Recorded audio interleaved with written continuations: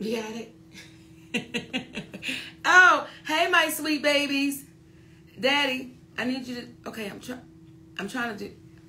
All right, y'all, we here, and we can have one-on conversation. But y'all know this technology shit, it throws us, right? But we doing better because our Stephanie hooked us up, and we not at the bottom of the screen, the top, one eye out. Right. And I got to say something to my baby. I believe it's Kevin on stage. Listen, we trying to get the screen where it's balanced. Okay, baby? Because that baby said, how come they down in the lower? Because we technologically pitiful. That's why. That's why. Daddy, why are we doing this live? We wanted to discuss because of some new events involving certain individuals that were speaking in reference to Monique and I, and we wanted to address this. And the acronyms for our discussion today are going to be TAT, T-A-T, and it stands for Truth, Accountability, and Trauma. And before we get started, Daddy, I want to say something. Kick it. You know what? Oftentimes, there'll be some people that say, Mo, why y'all always be talking? And why y'all... Because do you know one thing our community suffers with? Is silence. We have been taught, keep the business in the house. Don't say nothing. Don't say nothing. And then there's the trauma. Because what happens oftentimes in the household, we keep it in. We don't say anything. We stay silent. And then you live your life in that trauma. So the reason why we continue to have these conversations is because we're taught us in our community suffering.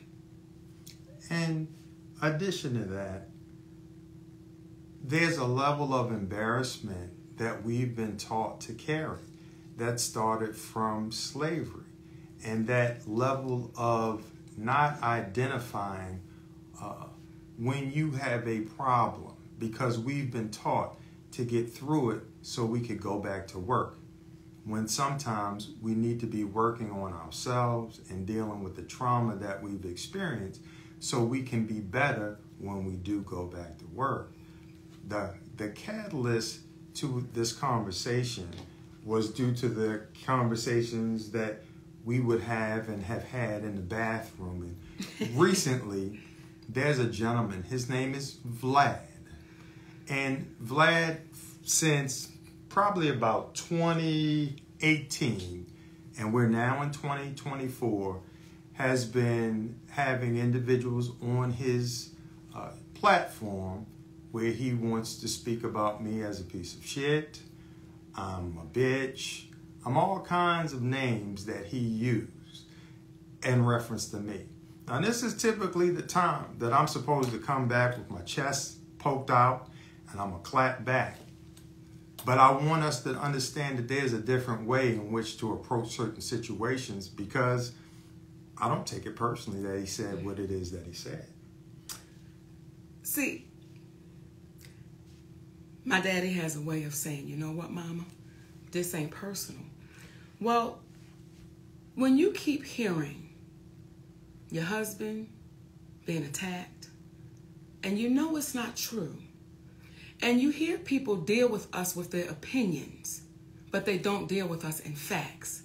We deal with people in facts because our opinion doesn't matter. It's the facts that will always stand, because facts are facts. Your opinion is just that. And you know what they say about an opinion? It's like an asshole. Everybody has one. So I don't take any of it personal. Anymore. Thank you, Daddy. Okay, because you know there was a time you had to talk me down. Yeah. But what I will say is I take it personal when it keeps attacking our community. That's when it's personal for me. And it's personal for me that this person is allowed to have a platform that oftentimes we're not speaking the best of one another. And we keep signing up for it. So you want to start this now, baby? In addition to the truth, we in our community have to consider, stop worrying about who the truth is told about and just accept the truth. Because we've been taught that based upon who that person is, you don't go against them because of what they can do to you. And what you don't understand, some of us, is that what we don't understand, some of us, is that if you don't stand up against them, you don't know what they're going to continue to do to you. You don't know the boundaries of us emboldening them to do whatever they want to do to us. And to me, that starts off with a story about Adam and Eve. But that's a different road that we got to go down one day. But as it relates to Vlad, I'm talking directly to you, my Caucasian brother from another mother. You've continuously made statements about us trying to extort you for the interview, when in actuality, the only thing we were looking to do was make sure that you did not own Monique's image in all perpetuity.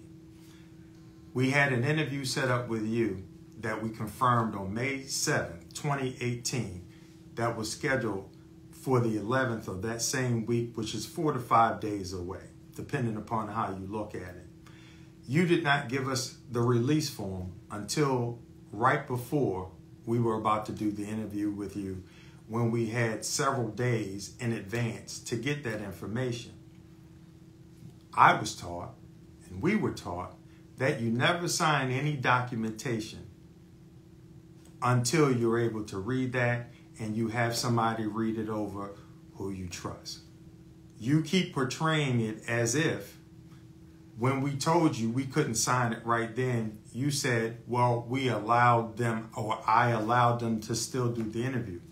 If you remember, you had your guy reach out for Monique, not us reaching out to be on your platform. So you were not doing us any favor in reference to allowing the interview to continue. You were trying to work it out for yourself.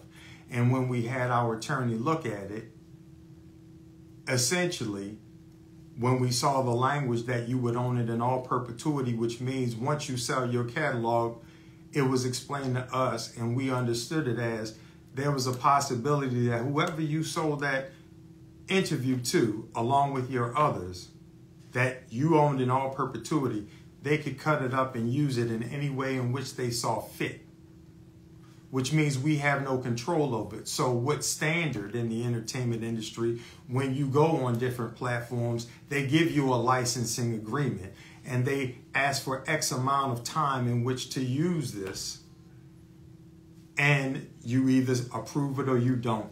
In your situation, we would have approved it. However, what happened was, once we looked into, or initially were looking to give you the licensing agreement, and you rejected it because you were like, you own it, and what you did, and we were trying to have control over Monique's image, we had a chance to look at you and the interviews you had done because we didn't know you.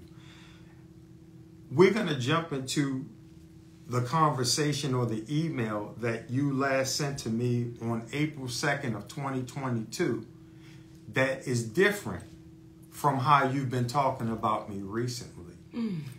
Might as well jump into it, love. You know what, Daddy? Before we jump into it, I just want to explain something to the baby. Do it. When you get to a place called Hollywood, there's no one-on-one. There's no, let me walk you through it. Let me explain to you what's happening.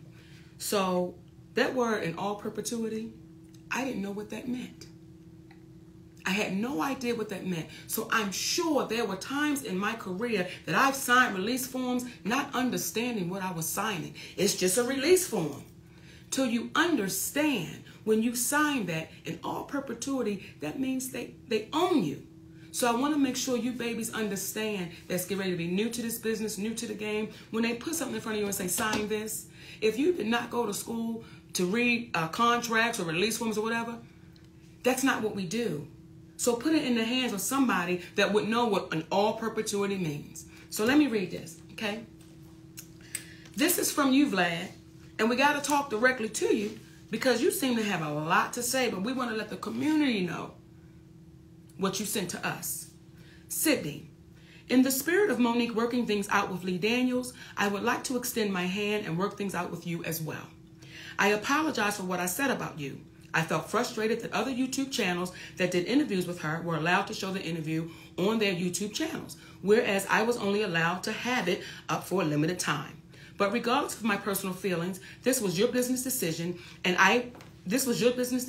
the way I reacted was unprofessional and immature. I would like to offer her $5,000 for the interview if both of you sign a release form that allows us to keep the interview on our channel like every other channel does. Then he put Sway, Comedy Hype, Breakfast Club, etc. To which she's never signed a release form for them. Never.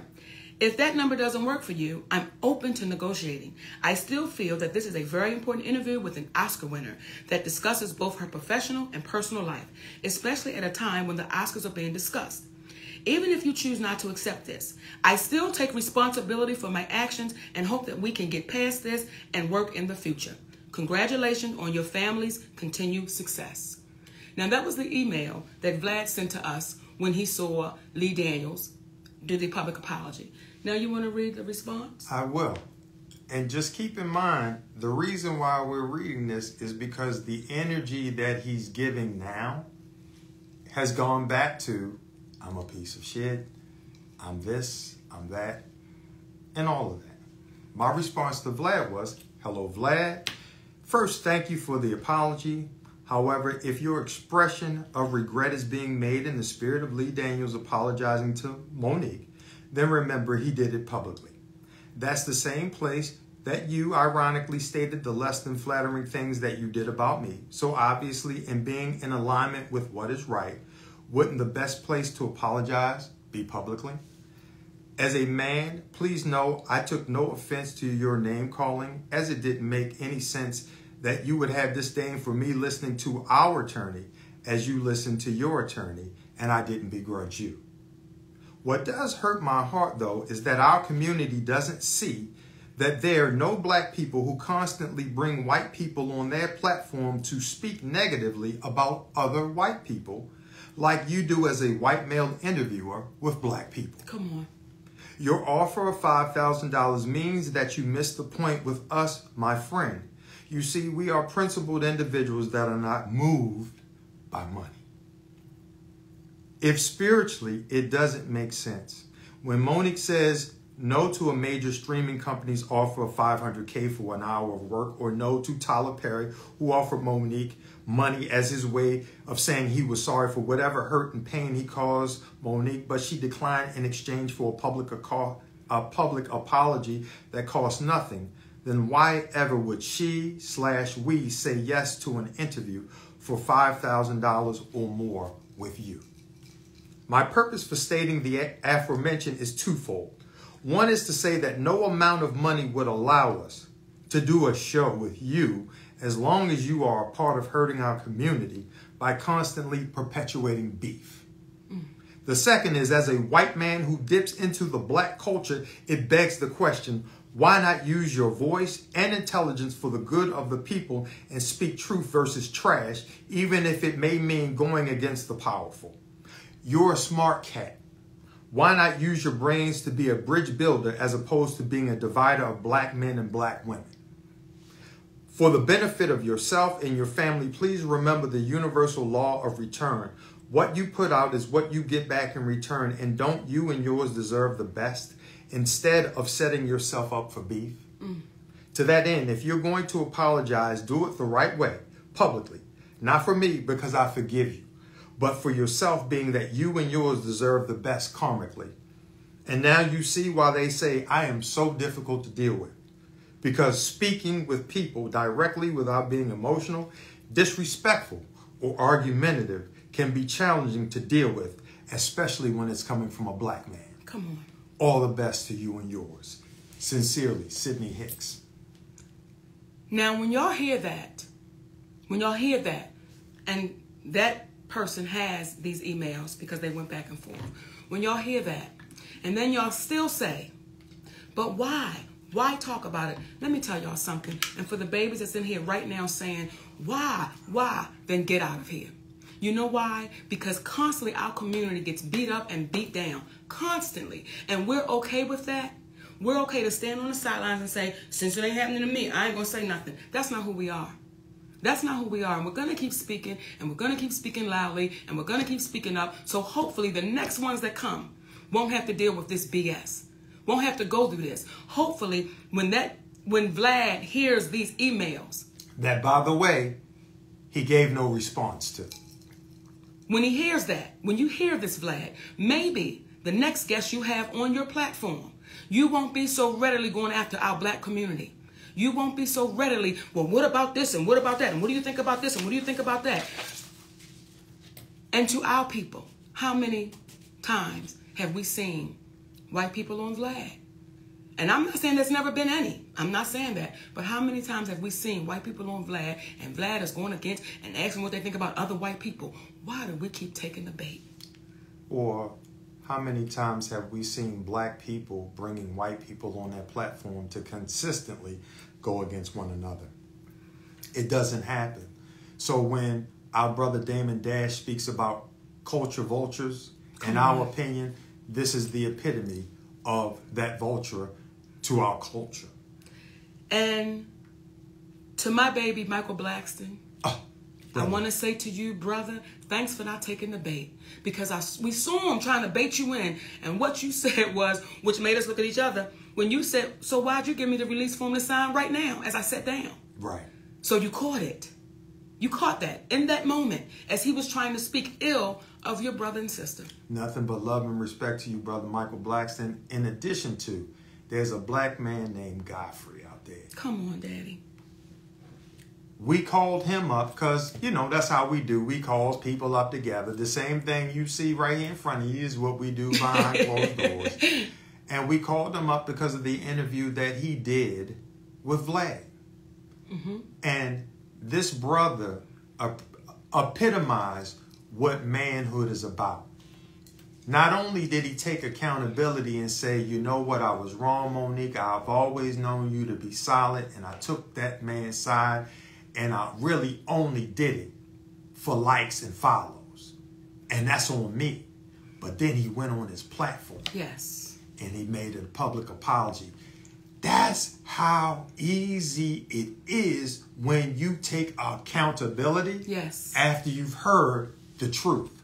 So that's the part of it, taking accountability. So when we see individuals such as Tyler Perry, such as Oprah Winfrey, why would billionaires, especially Tyler, who called Monique difficult to work with, who helped perpetuate this rumor that helped her to get blackballed? You heard Lee Daniels on talking with Don Lemon in reference to it. We know it's true.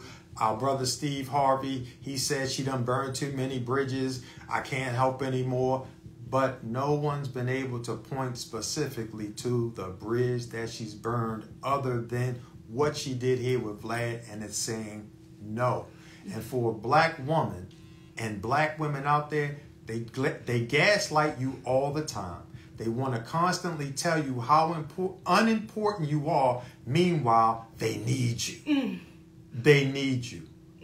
So don't give in. Don't be gaslit. Because for Monique to be so irrelevant and unimportant, this man has been talking about that interview for 6 years because of how relevant she actually is. And I'm going to tell y'all something too. And it just took me there. You know why I'm going to keep fighting? And you know why I'm going to keep talking? I read Hattie McDaniel's story. I read Eartha Kitt's story. I read Ethel Waters' story. I made it my business to read those stories. And all of them got the same story. And if you don't believe me, go read it for yourself. They all got done dirty. They all got pushed away. They all was told they wasn't shit. They was all told they need to apologize and do this and do that and do this. And those women left here by themselves. They left here with no money. And they left here knowing that they was fighting for a community that told them to kiss their ass. So for those of you who keep saying, Monique, why you talking? Because damn it, the little girl that comes behind me, hopefully the story gets different. Maybe 100 years from now, somebody might want to say something about Monique. I hope that little girl knows, God damn it, don't give up. Don't let people talk shit on you. Don't be unafraid to keep standing. Be unafraid to keep standing. I'm so sick of reading them stories, and all of them left here. They left here. Nell Carter, all of them left here. Shirley Hemphill, all of them left, feeling like they wasn't enough, mistreated, mishandled. And if they do that to a woman who has won the awards, who is the first black female comedian to have a sitcom to go into syndication in the last 5 years, pardon me, to do what it is that she's done, what are they going to do to you at your job when nobody knows your name, nobody knows your plight? People are afraid to stand up because you're just a black woman. That's all. And black men, we got to understand this. Let us stop demeaning and going against our black women and then ponder why we get mistreated. What are we going to get treated like if we condemn and put down the very woman, the black woman, that birthed us into existence? And for the black women, let me be clear, because I see some of your comments. Goddamn, you can see that? Baby daddy, because it's right there. Okay. Okay. I'm sorry. Okay. When I see your comments and y'all are saying, why is he speaking? That tells me a lot. That tells me either, number one, you don't have a man at all, or number two, you don't trust that man that you have. So if y'all want to know why he keeps speaking, because he's supposed to. That's what kings do. So for the ones that got anything to say about it, you've never experienced a king, because when a king is talking, I don't need to talk. He's speaking on what needs to be spoken on. So for you empowered, independent, boss sisters,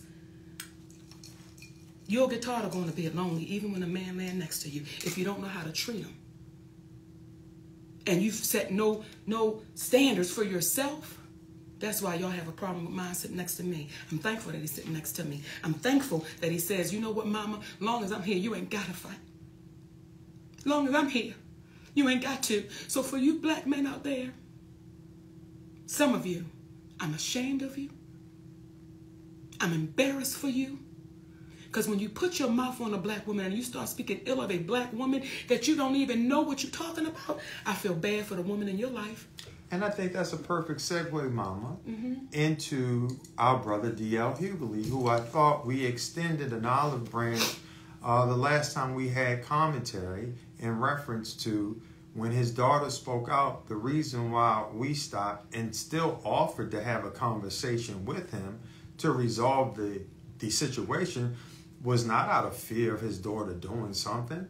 It was out of love for you, DL, because it would be no different than the street we came up on. You might get in a fight with little Tony down the road, but you see Tony's mama coming down the street with them bags, you better go get them bags.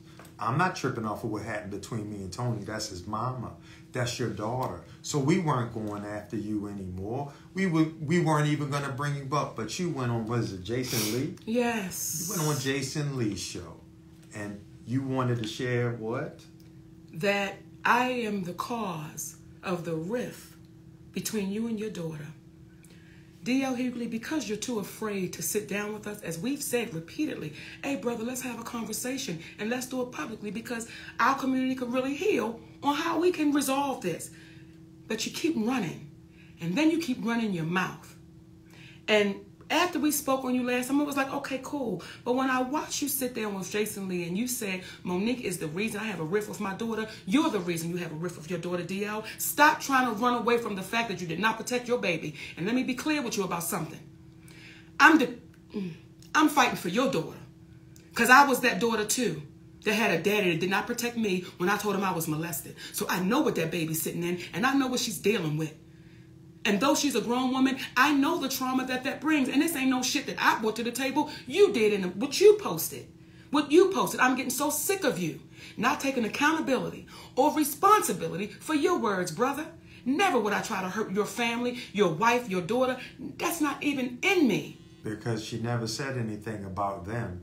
She only spoke about you. I spoke about you, but it shows, too, the lack of manhood that you have to try to put it off on your wife and your daughter. That's the lack of man. And then I'm getting sick of you making these comments about who's daddy's daddy. And as if I'm with a gay man. I'm tired of that, DL, because here's the one question I would ask you, brother. When you say who's daddy's daddy, who the hell is the friend? What kind of relationship did you and this man have that you would not protect your daughter? Maybe that's why your daughter's having a problem with you, because the reality is setting in that you loved a man and you didn't want to inconvenience your relationship with this man. So when you get... Was it a man? I'm sorry. You're right, Daddy. He said his friend. So we don't know. And DL, see, you keep playing. Who's the friend? Say the name to make sure that friend doesn't do it to anybody else. Who's the friend? Or are you still so in love with this friend that you're going to protect the friend? See, I don't mess with nobody, y'all.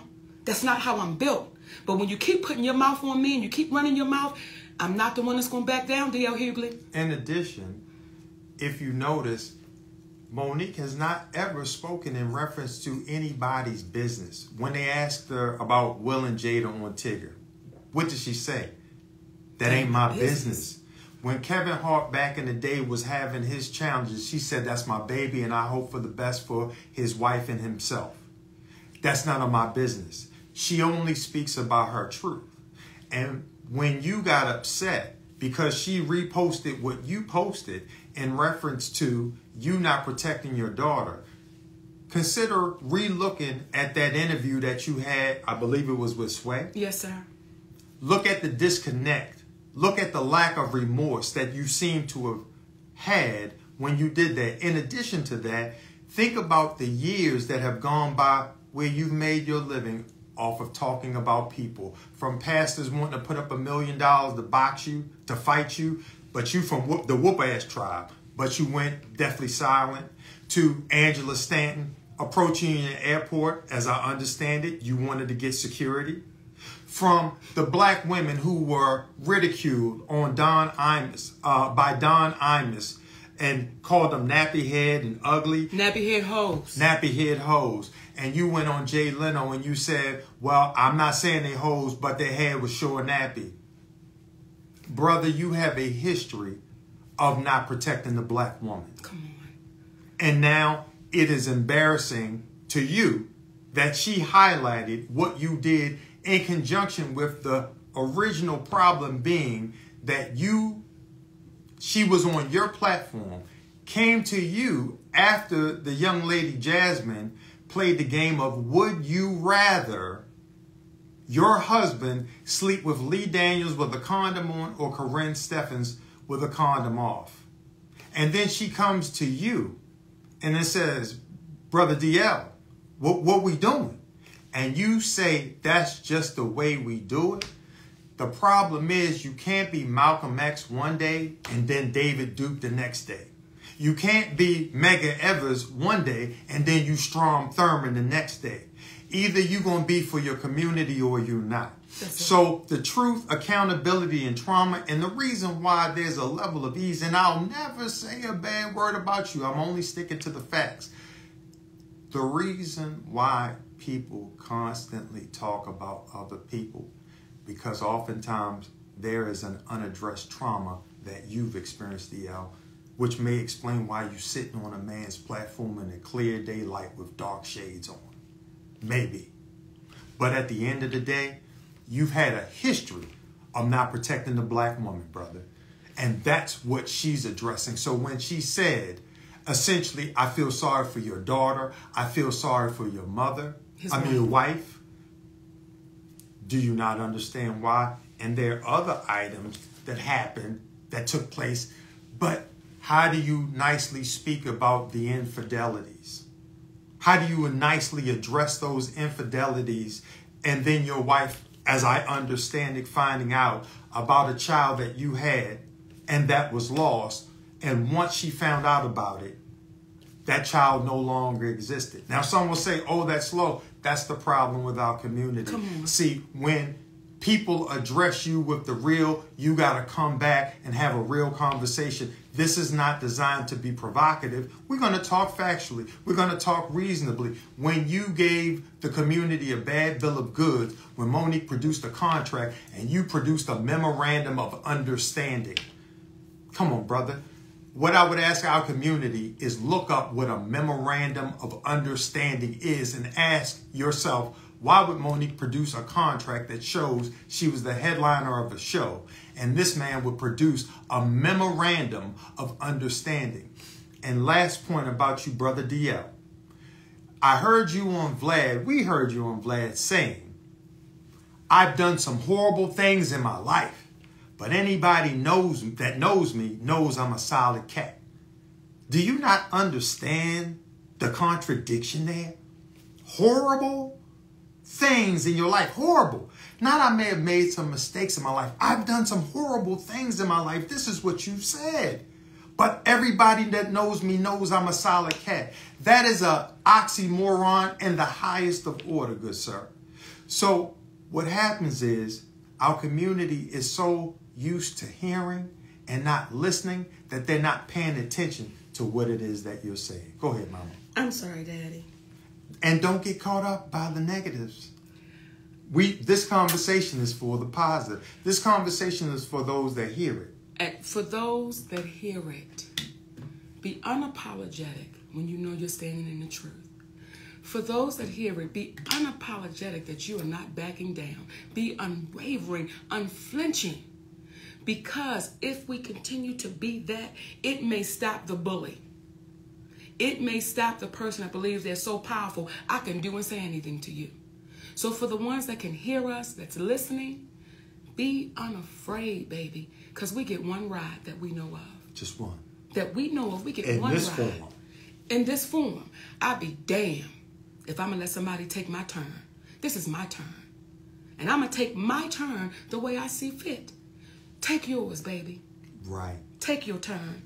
And I want to keep speaking to our black men. Because sometimes you can see our black men speaking so ill of a black woman. And you be like, brother, how you feel about your mama, your aunties, your sister? And you're just speaking so freely about something that oftentimes you have no idea what you're talking about. And I want to go there. Because let me just say this real quick. When I did Club Shay Shay, you know what I appreciate about Shannon Sharp? And you have people saying, he's not a real journalist. He's not. What he is a true brother.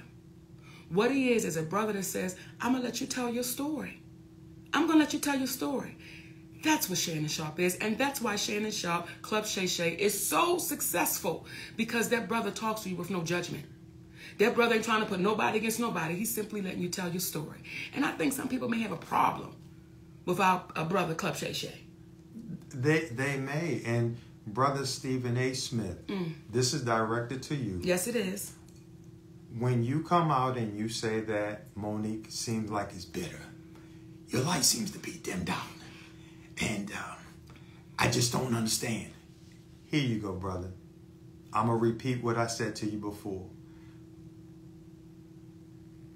Why was it okay for you to call Jason Whitlock fat bastards and other names, and Monique never referred to anyone out of their name? She said, I love those brothers, but she told her truth. Why is it okay for you to tell your truth that's inclusive of name calling, but a black woman can't tell her truth? And you being the journalist that you are, and you came on, you said, I don't know what's true and what's not. If you were the journalist that you propose yourself to be, would you not have come on after being knowledgeable about what took place before you spoke about it? That's what journalists do. They speak about what they know. They don't hypothesize. They want to speak from a factual place. At the very least, sources say type of situation. But you didn't do any of that. And now that this time has elapsed, did you notice that people haven't come out that she spoke about to dispute anything that she said? What reason would she have to lie on Kevin Hart? Love him. Told the truth about what took place. That brother loaned us or gave us 300 grand. Yes, he did. He gave us 300 grand. We love him. There's an old saying, you can feed him. He gave it to us, but we gave it back. Not only did we give it back, with interest. We gave it back to him with interest. Even though he gave it to us, we were like, listen, brother, there is going to be someone who asks. We do not want you to be in a situation where you have less because of us. In fact, we want to make sure you have more because of what you did and how we appreciate that. We weren't embarrassed by that. This is what happens when you get lied about in this industry by a man named Tyler Perry, who says you're difficult, and then things would seem to dry up. Again, we got to stop being embarrassed about what really took place. So when Stephen A. Smith, have you heard the audio yet of Tyler Perry yet? Have you asked your friend Kevin Hart, who, again, this brother is blowing up. We want him to win the whole nine. But when you constantly hear an individual speaking about that they are a brand, the only thing is, what good is it to be a brand if you lose your man and you let an individual who happens to be white, just happens to be white, and your manager get in the way of an arrangement that you set up with an individual you call your auntie? You tell them they like your mother, but then they don't get back to you in reference to it. So we're wrong, and she's wrong for having a discussion about the truth. The truth. I mean, Mama, recently, there was an outreach for her to do an interview with him. And she said, I'm not doing an interview with him through you. I'm coming to you, Kevin, and I'm speaking to you, Kevin, and reached out to Kevin and said, hey, brother, through text, why is it that you would have somebody reach out to me for an interview when all you got to do is reach out? Sometimes you can be so big that you don't even know what's going on in your own affairs.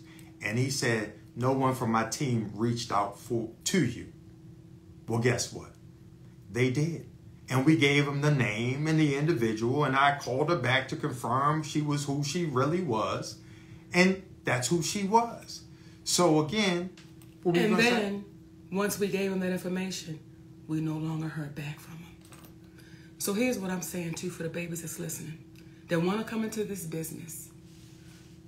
When you get into this business, don't lose yourself. Don't lose yourself, baby.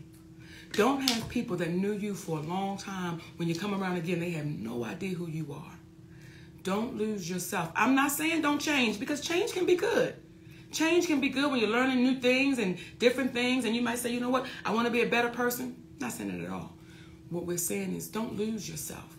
And we know people that's lost themselves. And now everything becomes so grand and so, so out there. And you're like, what you talking about? What happened to us just sitting there having some french fries and some chicken wings and having real conversation?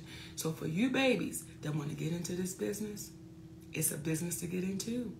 Don't lose you. And don't let nobody convince you of what you know to be wrong, but you want to act like it's right. If it's a duck, if it look like a duck and quack like a duck, some people in Hollywood would say that's really a rabbit. And you know damn well it's a duck. Don't you change your mind and say it's a rabbit too. And that's in any industry that you are in. Don't change who you are, because if you do, you won't get the opportunity to run into true folk like Cat Williams. True folk like Mark Curry. True folk like Tommy Davidson. Come on. True folk like Zoo Man. Come on. True folk like Red Grant. And the others on that Dark Matter tour. And when you walk out, see, this is the part for me that I love, seeing through video, because I got to hold it down at the crib. But seeing it through the video, that this man, Cat Williams, commands 10,000, 12,000, 14,000 people. And she walks out and they stand up. So you might not be loved in Hollywood, but there's something about being loved by your people. Come on, Daddy. I want to say this about our brother Cat Williams. Through the years, I would always hear things about Cat. He don't show up to shows. He ain't this, he ain't that, he ain't this. That's one of the purest cats in this game. That cat right there named Cat Williams. See, I know stories about this brother. And I said to Cat, do you mind if I share this? And he said, Monique, I can't stop you from saying what you want to say. See, for the ones that talk ill about Cat Williams and all he not doing, they can't touch him. Because there was a woman named Yvette Wilson. who played Andell on the Parkers. And when Andell took ill, it was a man named Cat Williams that stepped in and took care of that sister till she left this earth. But they won't tell you all that story about him. They won't tell you the story that when I walk into that production, that brother takes care of his folks. And when you hear the DJ say, Monique, I've been with Cat for 6 years. And this person say, I've been with Cat for this many years. And that means loyalty. That means somebody treating you right. So don't believe everything you hear if you can't see it for yourself. And what I said when I go onto that Dark Matter tour, every weekend I see people that love that 5'5" giant. They love that man. So sometimes when Hollywood say, you ain't enough, you ain't good. When your people say you enough, that's all you need, my babies. And to piggyback on what you're saying, Mama, let me tell you how Brother Cat is such a gangster in the best of ways. When we worked out the deal for Monique to go on the Dark Matter tour, he didn't send me to his people.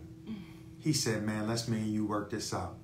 And when I tell you, in about 5 minutes, what was conveyed and done normally takes, a bit longer than that. And the reverence and the flowers that he has bestowed on Monique, just a gentleman. Just a gentleman. A gentleman. And everybody on that tour had the same energy. Everybody cheering everybody on. Everybody is happy for everybody. So this weekend in Dallas, Texas, and in New Orleans. Come on now. Y'all come on out, baby. Get some of this good. Because that's all it is. It's good. And for the babies that's coming in this business, get around people that's pure. Get around people that's, this right here is pure. That's the people you want to mess with. The people you want to be around is the people that's going to tell you the truth. Even if it don't feel good to you. But they're going to tell you the truth because they want you to be better. So for you babies, I want to go to Hollywood. I understand it because I was like that too. But let this stay pure and it'll be good. And Hollywood is just a microcosm of the world we live in.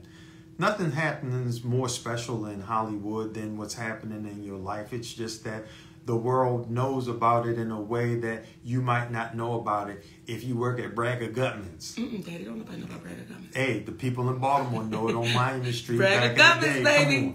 So the bottom line is don't lose yourself no matter where you are. And we're not only going to address who doesn't act right, but those that do. So we got to highlight both sides. And we want to end, if you will, with the last cat. His name is Gary Owens, okay?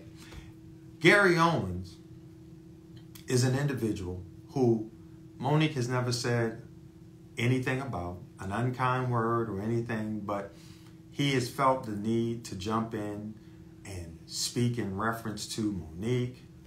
And what's funny is, oftentimes you're having comedians who are speaking ill about Monique who haven't accomplished what Monique has accomplished, but because it's a black woman and it's so easy to demean them because of the lack of relevance our society will have for them, they get away with it.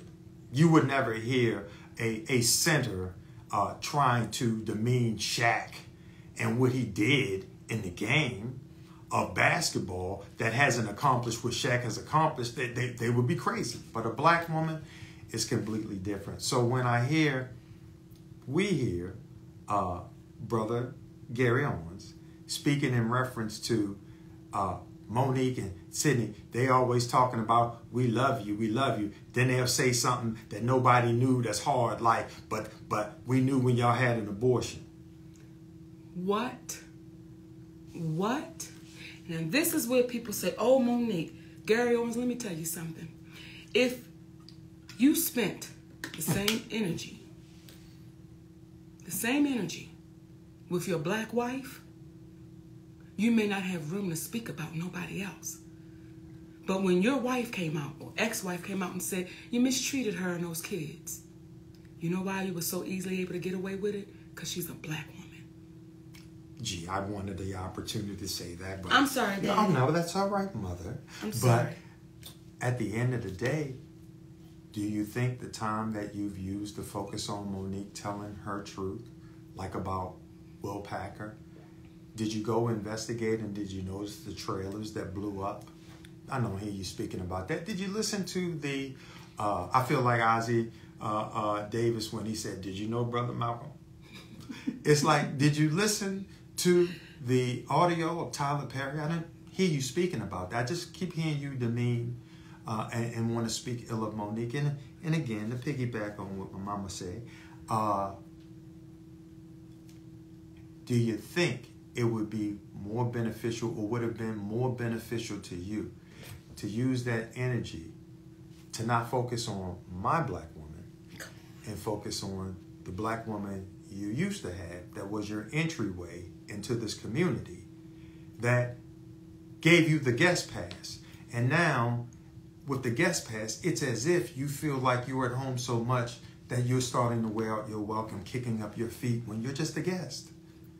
You're a guest in our business, because at the end of the day, what you don't know is, even with Will Packer, nothing but love, because there was a white man on the set that referred to David Talbot and Will Packer as boys. And she pulled them up, and this is after they had the conversation in reference to how he was handling himself, because we from the old school, we can have a conversation. We can have a disagreement. We can have a fight. And then afterwards, we're going to say, hey, you want to get a sandwich? We're good. You want a sandwich? Because this is what people do. Like, we don't want to see nothing happen ill to Will Packer. What we want to do is see good stuff happen, like you open up your heart and you don't work for the individual that's going to take advantage of your people. Tyler Perry, we want the best for you, because in wanting the best for you, you would have had the courage to say to Lionsgate, I can't in good conscience go to this black woman and ask her to do something for this white company for free when she has no contractual obligation to do anything for them. I'm going to need a budget that I need to go in with her, because you are writing checks out for people to get a new house, which is beautiful. You write checks out to a waitress for $3,000. You let people use your private jet, and all of these things get out. But why is it the thing that was done in the dark has you trying to take advantage of a black woman? Why? And you know what makes it so easy for Gary Owens, for Vlad, to speak ill of a black woman? Because they watch some of our black men do it. Stephen A. Smith. They watch some of our black men do it. D.L. Hughley. They watch our black men show a black woman no regard. So that's why it's so easy for them to speak so ill of us in front of us. And we say, you should, yep. So when y'all talk about the ancestors, what would the ancestors say? What would they say, Stephen A. Smith? What would they say, D.L.? What would they say about your behavior? And ask your mother, Stephen A. Smith. Ask your sister, Stephen A. Smith. Have they ever, your black mom, your black sister, have they ever been in a situation where it was as if they were to be seen and not heard? Ask them. Because if you start understanding that, then you will understand to start believing the very individuals that brought you into existence. So the reason why, again, when we hear people say, why is he here? That's like saying, why did that man open the door for you? Right. Why is he opening your door for you? We've got to learn, which is funny because when we got together... Excuse me. Yeah. When we got together, I had to say, do me a favor. Don't disrespect me. Allow me to treat you like a gentleman. Like a gentleman. Let me be a gentleman towards you. Yes. Let me be a gentleman towards you, though sometimes you can be a gentleman. Okay. But you know, and I want to say this, and I know we're supposed to be going, but I want to say this too, for some of you sisters. that question it. My mother, I can remember my mother saying to me, Monique, you've given Sydney all the power. And I said, Ma, what you see me giving Sydney is respect. Something you never gave my father. And what your grandmama said? Well, Minnie? Yeah. Well, my grandmother, who was my Mimi that I spoke about in the special. My grandmother, well, I want to give them the whole story. Okay. Well, so we were going out to get ice cream one night, right? And Mimi couldn't get up into the car. So Sydney had to tell her, grab me around my neck and let me pick you up in the car. So when we got back home, she said to me, Nikki, you got a good one. She said, and I done had men. She said, but you got a good one, baby. When my grandmother, that's 83 years old, tells me I got a good one, who you think I'm going to listen to? Who you think I'm going to listen to? So I understand the sisters out there that don't get it, because my mother didn't get it. But my mother and father did not have a happy marriage. And they stayed married for, what, 50 years? Till both of them left this earth? But they were both in prison to each other because they despised one another. So for those of you out there that has somebody, love them. Come on. Love them. Nourish them. Give them the truth. When you're wrong, take accountability. And deal with the trauma. Because now we're bringing it home. Deal with the trauma that you've experienced in your life as people. But especially to folks of color and our black folks out there. Because we have been told constantly, get out your feelings. Don't worry about that. Just get out there and do what you have to do. And what happens is, and Steve Harvey is a prime example of this. Steve Harvey, to me, is one of the hardest working people you're going to ever want to meet in this business. I'm going to always have love to him, for him, because years ago, before Monique was known, he walked this woman across the parking lot and he said one day, he said, you're a millionaire and you don't even know it. So when those individuals who happened to be white wanted to tell us about what this man was making when they were courting Monique for doing to do a talk show, and I had to explain to them, that's our brother, don't tell us our business. And that man, the next day, called me up and he invited us over to his home. And he had to explain to me that I told them what? My frat brothers can be a little fanatical. All because I said to him, don't tell me about that man's business. Because if you do it to him, you'll do it to us. You'll do it to us. And when you have an individual, when I speak about trauma that goes unaddressed, there was an open letter that he wrote about people coming and barging into his dressing room. And he got ridiculed for it. He shouldn't have. Because in this business, folks think that they can walk right into your room when it's closed. And we as black folks, we know you don't walk into nobody's closed doors. You learned that when you walked in on mama and daddy the first time. And that was the last time. Because you thought daddy was hurting mama, and maybe he was, but the way she liked it. Right? And you don't go back in mama's door. Well, they did that to this brother. When you don't deal with the trauma, such as he explained to us that day, when on his show, okay, about his show, when he said to Monique and I, they have me reviewing the black people that come on my show because they're worried about if there are not enough, if there are too many black people. If there are too many black people, we may lose the white sponsors. Come on. Come on. And them niggas ain't gonna fuck it up for me. And that's a quote. Those are the exact words. So when I see... And he screamed the people that came in. Why would he do that?